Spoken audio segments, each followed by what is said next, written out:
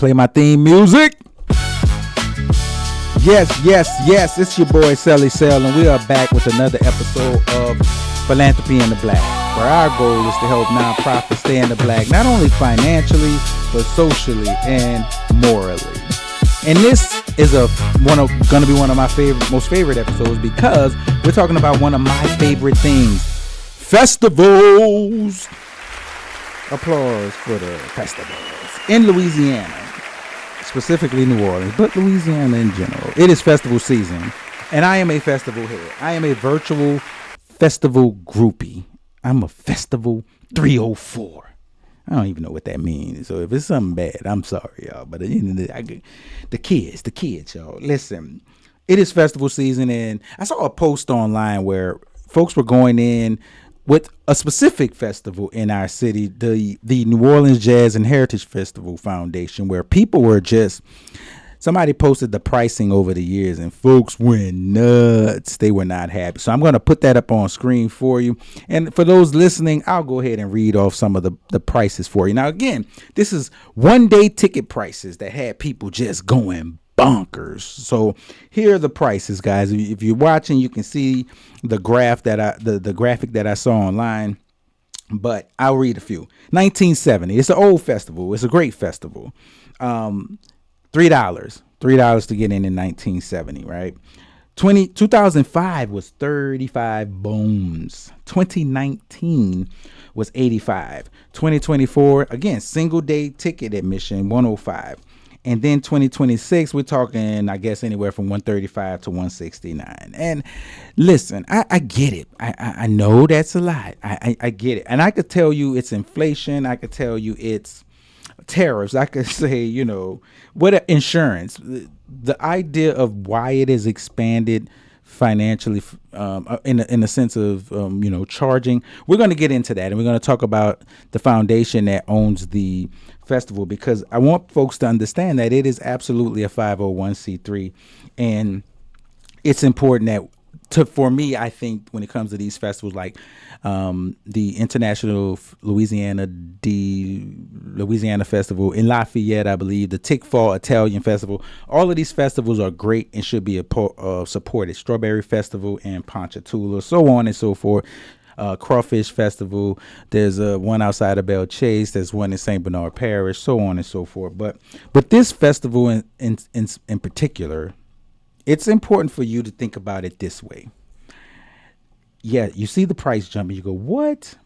But you have to look at the price jump and think about this. It started from a small gathering, I believe in Congo Square, right?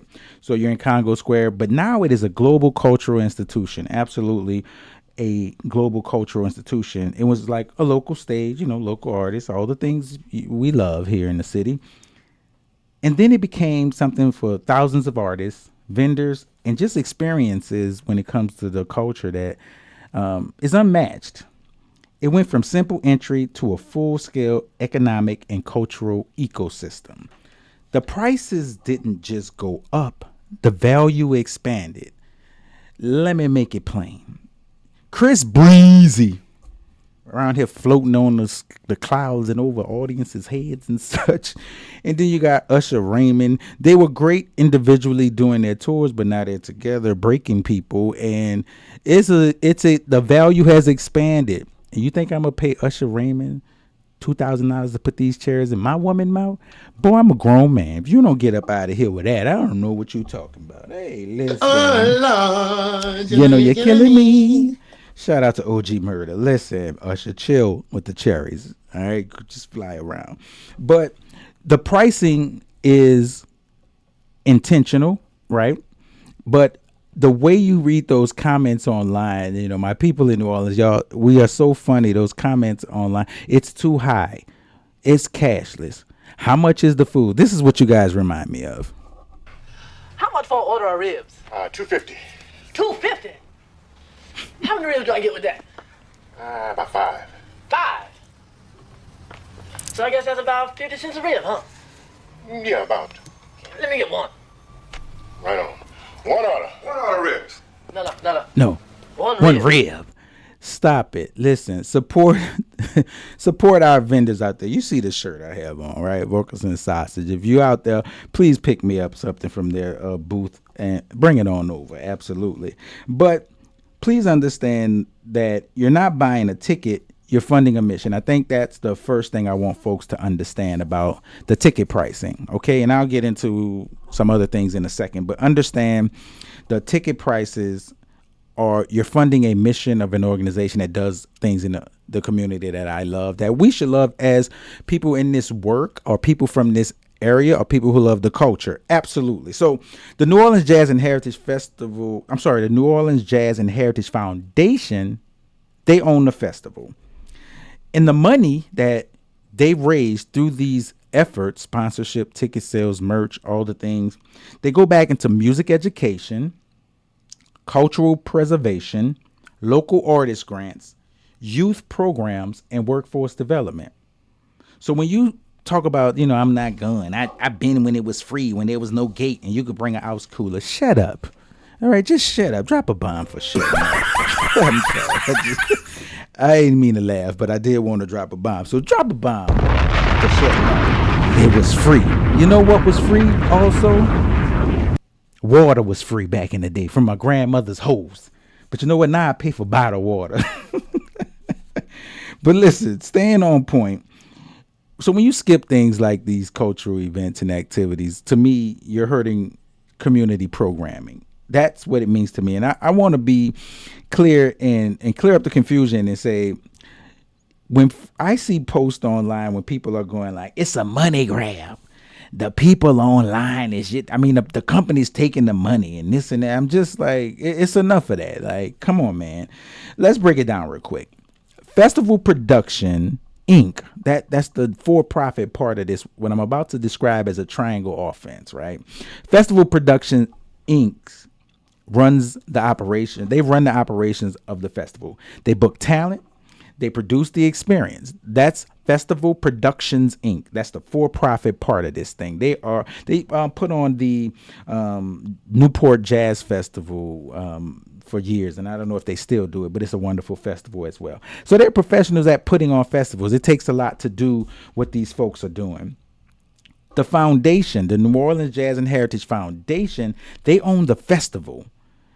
They receive the net proceeds from the festival because, again, it's a foundation. It's a nonprofit. The foundation is they have to pay their staff and take care of their bills, right? So their net proceeds goes back into the community. So but those two, the company and the for-profit and the nonprofit is like kind of a public-private partnership to me that's done right. And then there's a third layer to this. As I said, there's a triangle offense. A company called AEG Presents. Now, there's all kind of controversy around this organization and what it is and is not and what it supports and doesn't support politically. Google it yourself. This is not a political show. This is a show about nonprofits. So to me, when you have AEG Presents, the foundation, and also Festival Productions Inc., you have a cultural plus business, and you have sustainability. That's what that produces to me. And I think that is important for all of us to understand when you look at those ticket prices, whether you go or don't go. I'm just breaking down how this thing works. This is cultural economics, and I'm no economist. I went to school for business and nonprofit sector work. But for you to understand that the Jazz Fest creates jobs. There are job listings before and after this festival all over the place. They are always hiring for folks to help out, whether it's a high level or low level positions. When you go to their website, there are always jobs. It's a job creator. Number two, it's a business booster. I told you about this shirt I have on. I know you can't see it if you're listening, but it's Vokerson's Sausage, the Creole folks, the light skinned it folks. They out there every day. They even shut down their business on St. Bernard to be out there. It is a business booster. So those companies, those vendors and businesses receive a big boost by you spending that money, whether it's cashless or not. So please stop complaining about that, first of all. You really want to walk around with $5,000 in your pocket? Get out of here. All right. It's a cultural preservation machine, right? You see our Mardi Gras Indians. You see our social aid and pleasure clubs. You see Terrence Osborne and his wife. You see local artists, craftsmen. You see all that. And it is lastly a fundraising engine. So you have thousands of musicians dozens of local food vendors, artists, craftspeople, culture bearers. This is not Coachella. I know you want it to be Coachella, but it is not. It is not Essence Fest. It is not Taylor Swift. It is an New Orleans. New Orleans' economy in motion. That's what this is. It is not just a concert. So to me, and I want you to take this with you, it's the same spirit. To me, the organization has the same spirit. The prices may be higher, but it's worth every note. And I mean that in a cultural, musical sense. Every dollar is worth every note that you hear out there.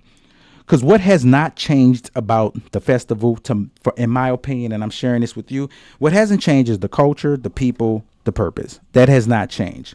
What has changed is the scale of it. It's larger, people. It is. Everything's larger. I went to the Budweiser Superfest in the 80s. Some new edition, Luther Vandross. I might have been $10, $15. You know how much that ticket will be now? Come on now. The scale has changed. The impact has changed. More money, more ability to funnel into the community through their programming. The responsibility to sustain it has changed. I want people to understand that. Like, listen, when you go to their website, there are all kind of free programs they have in the community that they do for kids and adults, and it's beautiful. You have vocal lessons from artists in New Orleans to kids. You have beat production and how to make music for kids 8 to 18. You have a school that's for free. Like, listen, their building is on Rampart. It's forget the name of it, but go to the New Orleans Jazz and Heritage Festival Foundation and you'll see the name of the building and the program. And I think it's absolutely astounding. So listen, the next time you see a ticket that is 150 prices, know this. Yesterday's price is not today's price. Point. Yesterday's price is not today's price. Big facts. Big facts. So when you see that $150 ticket price, please don't just see a price. I need you to see that put it in your mind like this. The $150 for a festival, the ones that are free and even the ones that cost $150, put this in your mind. Those dollars are absolutely,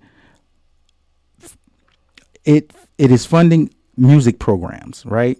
It exposes a kid to culture. It pays our artists fairly.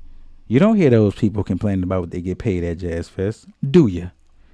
And if they are, I haven't heard it. But they get paid fairly. And it preserves our traditions. Because supporting Jazz Fest is not just entertainment. Here's the kicker. Here's the Philanthropy N Black part. Supporting Jazz Fest is not just entertainment. It's intentional philanthropy, whether you know it or not. You pay that $150, you see 1,000 artists on one day. Think about that. Philanthropy N The Black, folks. That is our episode for today. Listen, I love festivals. I want you to enjoy a festival. I want you to stop complaining. Everything's high. Look, you got to put gas in that car, don't you? I mean, you don't have to go to Jazz Fest, but you got to put gas in that car and you're going to do it. But this is something that gives back to our community. I think they do it well. I might be biased, but at the end of the day, I'm a festival head. I'm a Festival 304. Woody hoo! It is what it is. So listen, remember, Philanthropy N The Black is about helping, working with, talking about how to keep nonprofits in the black financially, morally, and socially. So, and when it comes to festivals or anything that's related to New Orleans, Louisiana, or the sector of nonprofit, remember, if it funds the culture, it feeds the community. Peace.